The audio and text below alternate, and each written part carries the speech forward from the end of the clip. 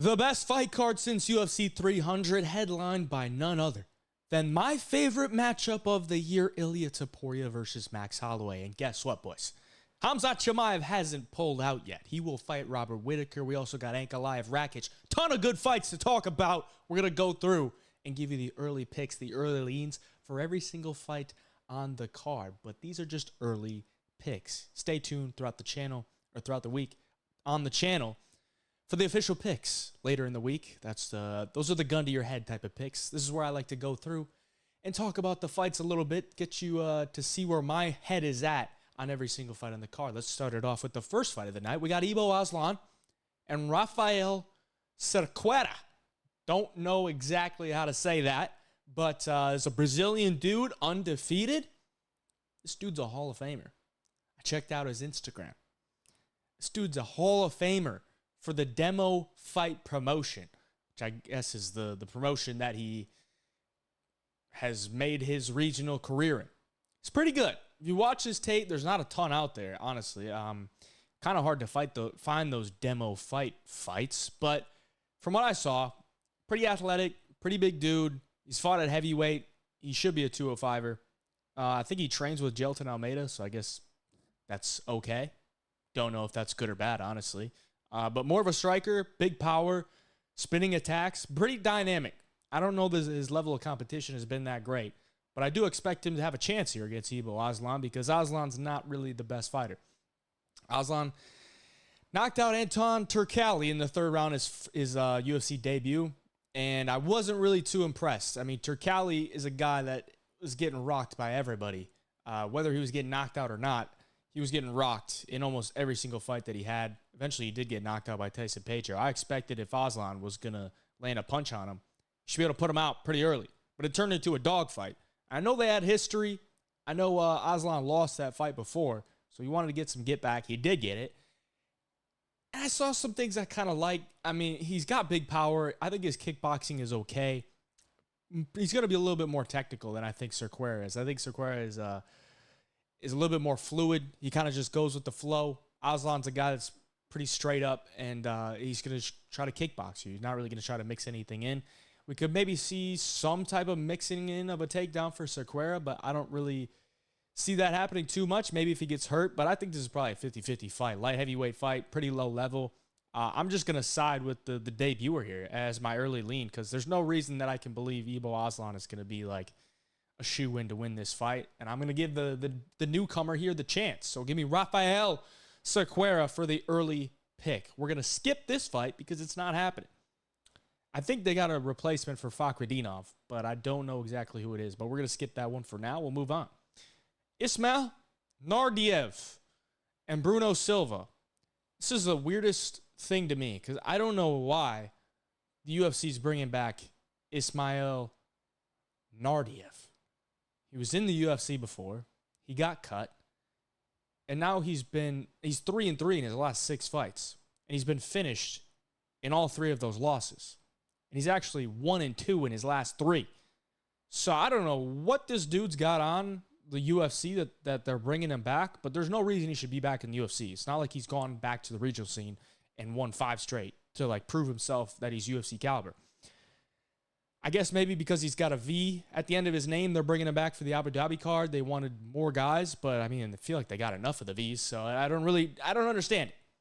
But overall, I mean, Naurdiev he's just not really that great anywhere. He's not good anywhere, but he's not bad anywhere. He doesn't have the best cardio, doesn't have the best chin.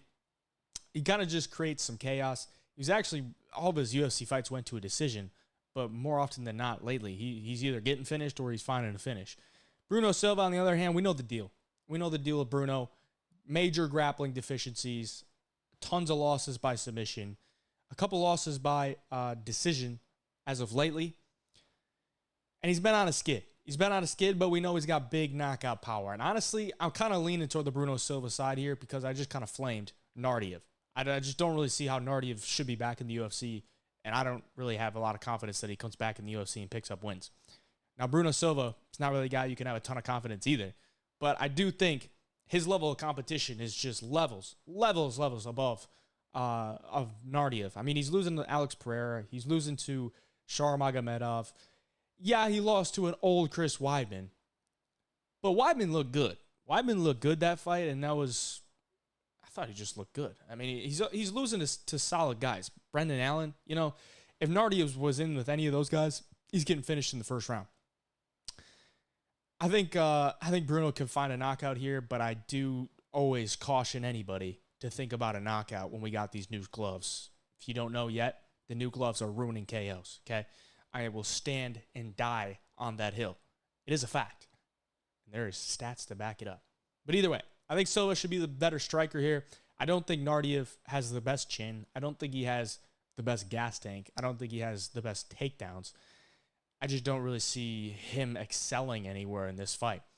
Naurdiev got knocked out by Vadim Kutsi. If you watch the Contender Series, you remember Vadim Kutsi. Vadim Kutsi had about 5 minutes of cardio and then fell off a cliff. Now, he was a dangerous dude in that first 5 rounds, but after that, he was done. And he finished Naurdiev in the first round, easily. So I got to go with Bruno Silva here. Give me the vet to get back on track here, even after the little skid. For Basharat, Victor Hugo. This is one I'm very, very interested in. Because let me tell you, boys, Victor Hugo is live. He's a live underdog. And I say that because, let me first say this. We know Farid and Javid, they're brothers. They fight pretty similar. I think Farid is the better fighter. But at the end of the day, they still fight very, very similarly. They're going to throw a lot of volume on the feet, not a lot of power. They're going to look for takedowns, and they're going to look to try to get you out with a submission.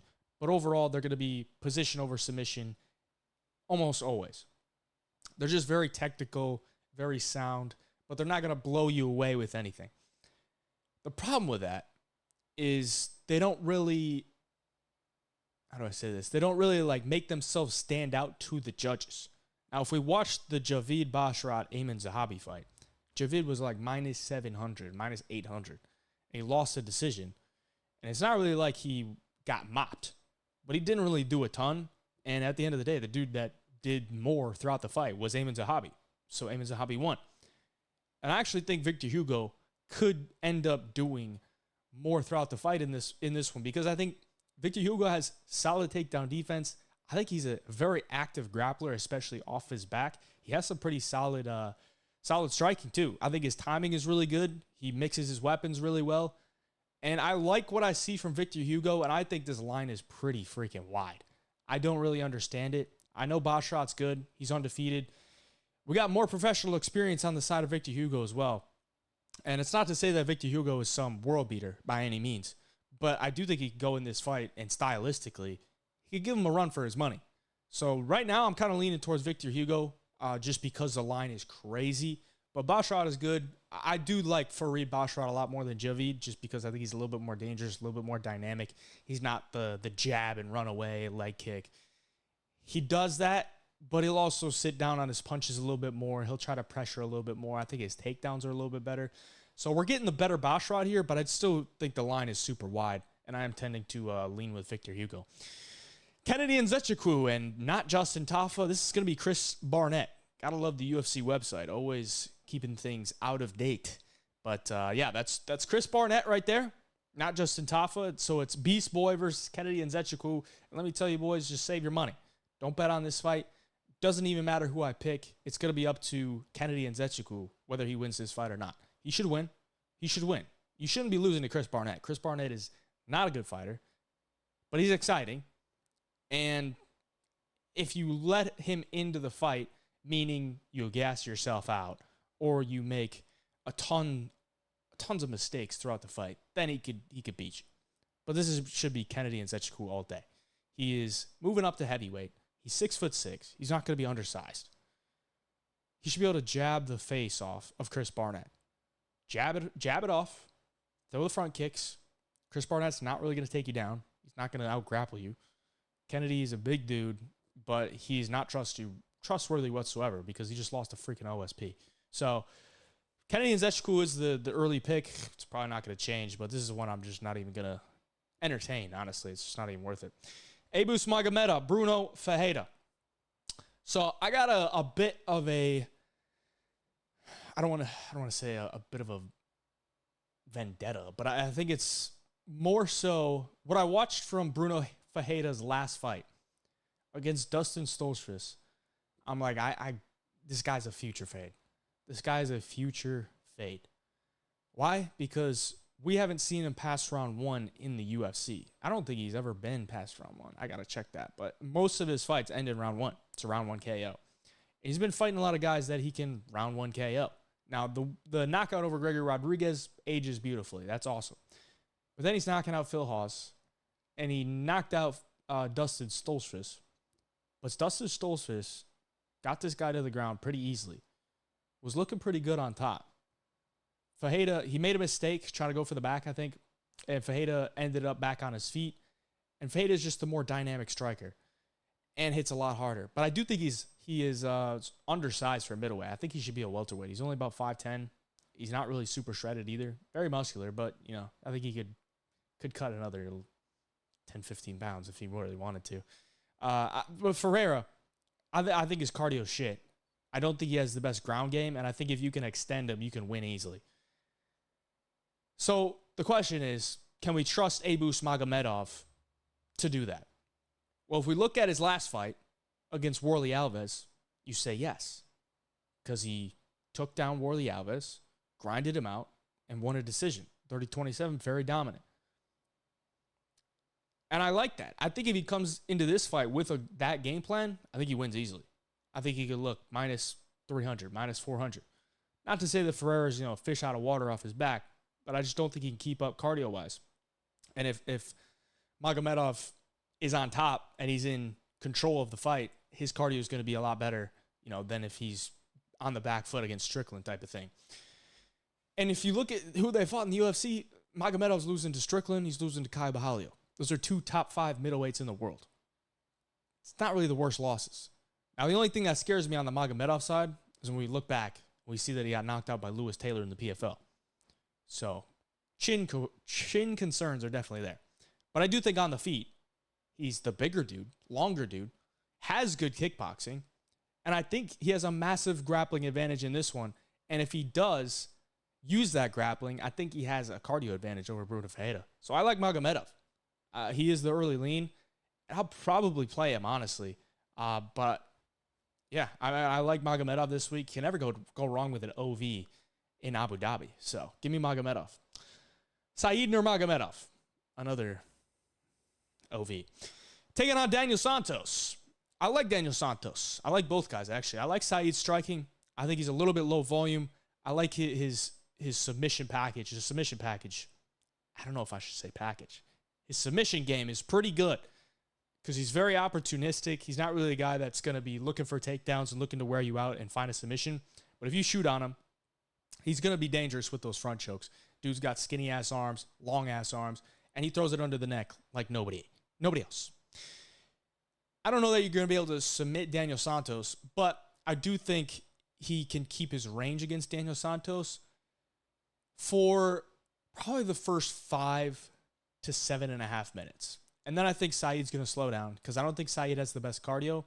And I think Daniel Santos does have pretty solid cardio. And I think his pressure will make this fight pretty close. So if he can extend this fight, I think he could take over later.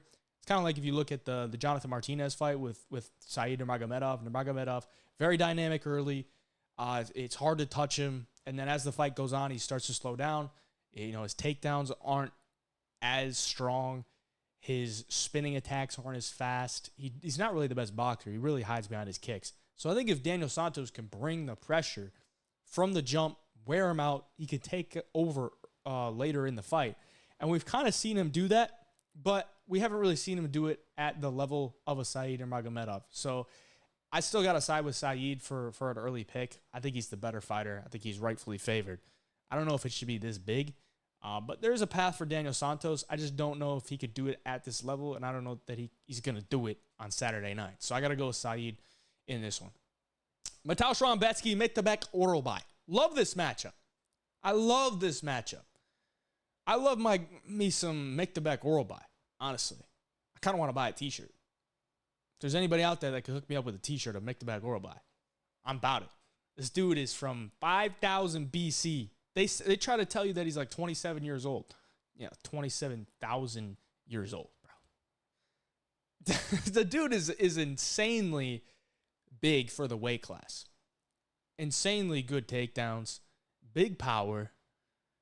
But I do think he's getting a lot of respect in this matchup because of Rebecki's last fight against Diego Ferreira. Diego Ferreira beat the piss out of Mateusz Rebecki. And Rebecki was a big favorite in that fight. What we saw was Rebecki looking to take his head off early in the fight. Couldn't get him out of there. Slowed down and then just got beat to piss. And if he comes into here with that game plan, it's probably going to be the same thing. Because I don't think you're going to knock out Orolbai. I don't think Orolbai is chinny by any means. And he's going to be throwing some heat back at you. Or he's just going to be ducking under, looking for a level change. I think Orolbai is probably the rightful favorite here. But Rebecki he's a solid fighter. He's a really solid fighter. Short, stocky guy who has solid wrestling, big power. The problem is, since he's so short, he telegraphs everything, especially later in the fight once he starts to get tired. Because he's so short, he's got to jump into range before he lets off anything. And it's so telegraphed. You could see everything that's coming. And by the time he tries to actually land it, like, they're already countering or they're already moved out of the way.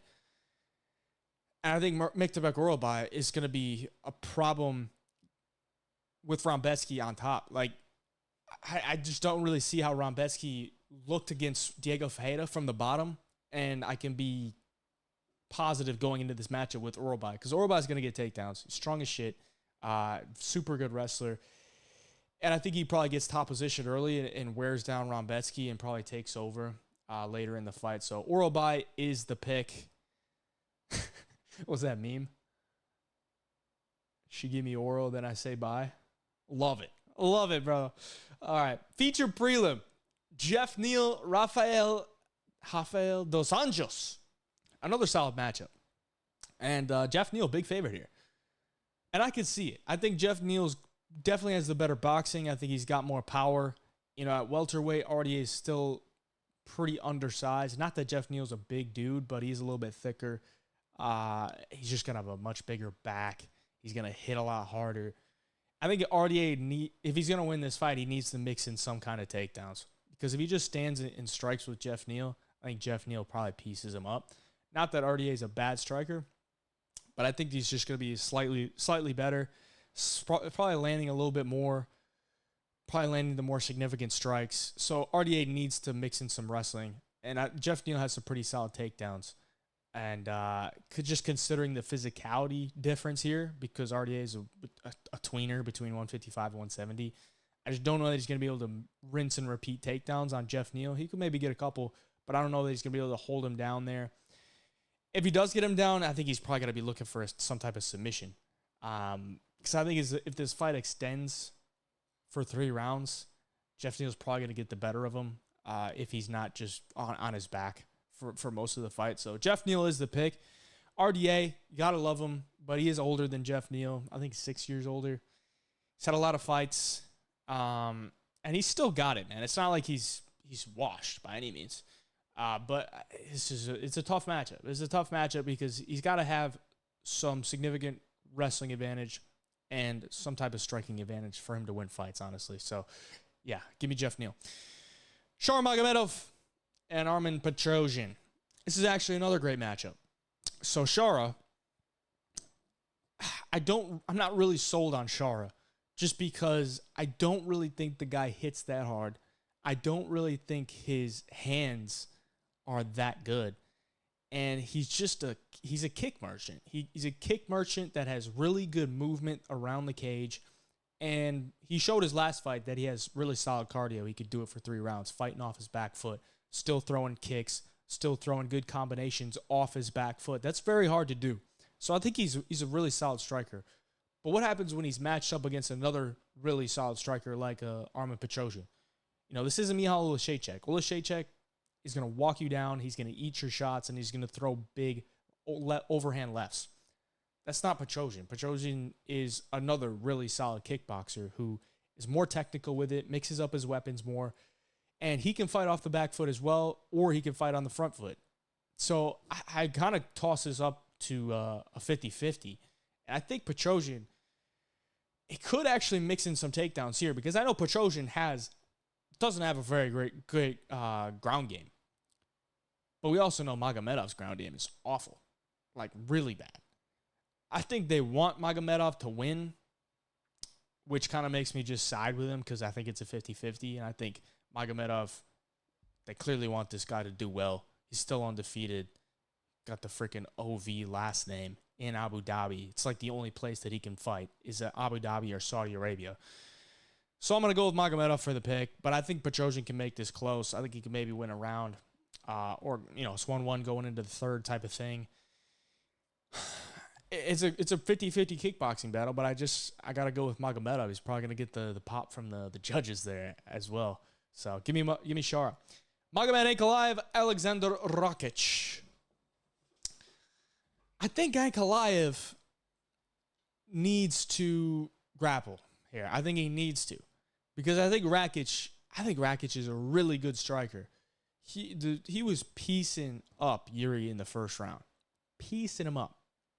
And it's not that Ankalaev is a bad striker, but I think if he wants to make this look easy, he should take him down. Now, of course, he could find a knockout on Rakic. Then he could make it look easy that way. And maybe that's what he needs to get a title fight to fight Alex Pereira. It's like a statement win. And that would be impressive to knock out Rakic in that fashion. But I think Rakic is a big dude, very solid kickboxing, throws a lot of hard body kicks. His hands are pretty good. And Ankalaev, he's a lot more technical, more patient, times his shots pretty well. But I always go back to that Jan Blachowicz fight where he's getting his leg kicked off. And I'm like, dude, these are normal leg kicks. Like, I know Jan's got really hard shins. And he throws his leg kicks pretty well. But that dude was nearly TKO'd with leg kicks.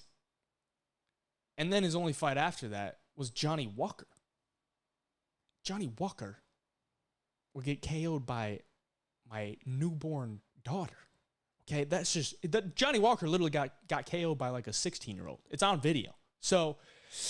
yeah, I don't know. I think Rakic is definitely live here if it's a kickboxing battle because I think Rakic's kickboxing is solid. He rips a lot of hard leg kicks as well. I know it's probably going to be southpaw against orthodox, so maybe the leg kicks won't be as there for him, but he can still rip body kicks. His hands are sharp, so I am tending to lean on Rakic just for a side, but I think the grappling upside is there for Ankalaev, and I think he probably will go to it if it's not working out well for him on the feet. But it's a 3-rounder, so maybe if he's going to do that, he's got to make that decision pretty quickly. At the end of the day, I got to go with Ankalaev for the early pick. I think he probably wins, but I just don't really see it being this wide. I don't really see it being that wide of a line, or it shouldn't be that wide of a line at the end of the day. So Ankalaev's a pick, but be cautious on him. Lerone Murphy, Dan Ige. Dan Ige, the glaring hole in Dan Ige's game is the takedown defense. And just, I mean, the guy's never been finished, so it's not like he's getting taken down and getting subbed. But it's just, he's in fights. He's in fights. He's got amazing boxing. I love his boxing. Really sharp. Hides his punches really well. But it's just when he gets into these high-level fights against a high-level fighter like Lerone Murphy, they can do it all. And Dan Ige's not a takedown threat, but the takedown threat is going against Dan Ige, and they just take him down. You don't want to stand and strike with Dan Ige if you want to win clearly. You just take him down. So I think Lerone Murphy probably wins this fight. I think Lerone he's a long dude, got a great jab on him. He moves pretty well, solid cardio. I think his wrestling is there too when he needs it in this fight. So I'm going to go Lerone Murphy, but Dan Ige, always live for a KO, but with the new gloves, can't really trust it. Can't really trust it. Give me Lerone Murphy. It's a pretty short breakdown, but I think it's pretty straightforward. Robert Whittaker, Khamzat Chimaev. So we got, 6 days until the fight? When's he going to announce it? When's he going to announce? Sorry, guys, I'm in the hospital. Got to pull out. We'll see. I hate this fight just because I don't think Chimaev should be fighting Whittaker. Just don't think it. Dude's pulled out of so many fights. His best win is a welterweight. He hasn't even beaten a middleweight yet. So now he's fighting the number 3 middleweight in the world. I hate it because, for one, I don't think he deserves it. But for two, I don't know I don't have a good gauge on like where he is in the division because he hasn't beaten anybody in the division. So I think I don't like this fight at all. I don't know that I'm going to bet it, but you came here for a pick, and I'm going to pick Khamzat Chimaev. Why? Because I think Robert Whittaker, I've never been a huge Robert Whittaker guy. Like, I like his striking. When he can get in his groove, I like his striking, but I just don't really think he looks good when he's outside of that. When he's getting taken down by a DDP, doesn't look the best. When he's getting bullied up by DDP, doesn't look the best. Now, DDP is the champion. Yes, that's great. It's not a bad loss by any means, but there's a reason I bet DDP against Robert Whittaker. Because Robert Whittaker doesn't like a firefight. Look at Adesanya. When Adesanya knocked him out, he doesn't like a firefight because he doesn't have the best chin. He doesn't like things getting physical. He likes to stand to the outside, use his footwork, and try to piece you up from the outside, like he did to Paulo Costa. And now all of a sudden, because he beat Ikram Aliskerov, I'm supposed to believe like he's just some killer. Like Ikram Aliskerov hasn't beaten anybody. He ain't beaten anybody at all.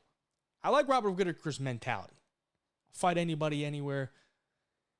I've just never been a big Whittaker guy when it comes down to, guys that are physical like Chimaev that are going to take you down, throw you around, and just put a pace on you. Because I just don't think Whittaker likes that. He likes the slower pace kickboxing battle. I think Chimaev is going to bring a little bit different of a fight that most guys are. So I'm going to side with Chimaev, but again, I just don't really like this fight because we don't have a good gauge on where Chimaev is with, the top 10. I mean, any ranked middleweight. We don't know. He's only fought welterweights. So, yeah, gross. To the main event. This is one I feel pretty confident in, boys. I feel pretty confident in it, and I know a lot of people aren't going to like it, but Max Holloway's losing. Okay, Max Holloway's losing on Saturday night. Whether it's by KO, submission, or decision, I don't think it matters. Ilia Topuria is going to win. And I'm pretty convinced on that because Topuria has big knockout power. He has great takedowns, great grappling, very composed. He's shown he can do it for 5 rounds at a high level. And the thing with Max is everybody thinks he's just some god because he beat Gaethje. Like Gaethje was some unattainable mountain that couldn't be beat. It's not the case, boys.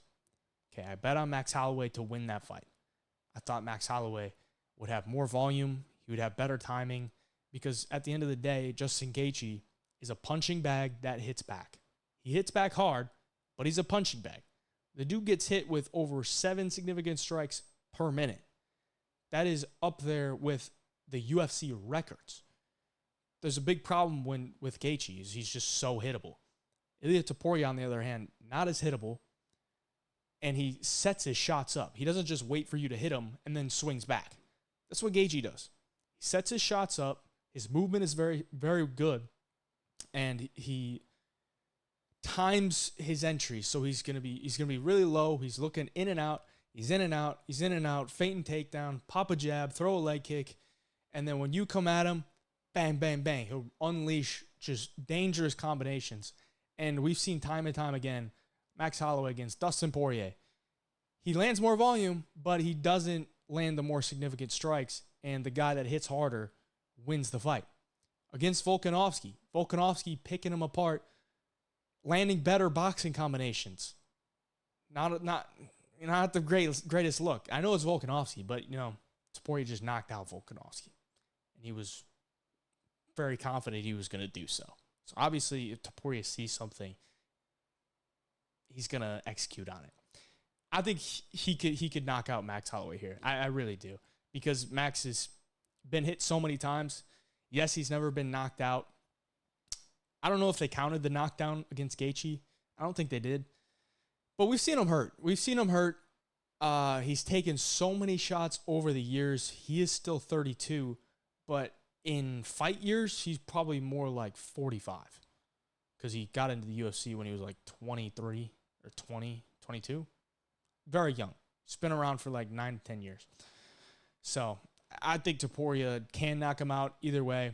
Even if he takes down Holloway, I think he could submit him or at least do a lot of damage on the ground. It's Topuria for me. I know a lot of people aren't going to like that, but I think he wins. Minus 230 sucks, but you got to pay the piper when it comes to guys like Topuria. So that's the breakdown for the early picks. I appreciate you for watching. We'll be back here throughout the week for the official picks. If anything changes, I'll let you know. Best Bet Show on Friday. We got a big card this weekend. Appreciate you for watching. Peace.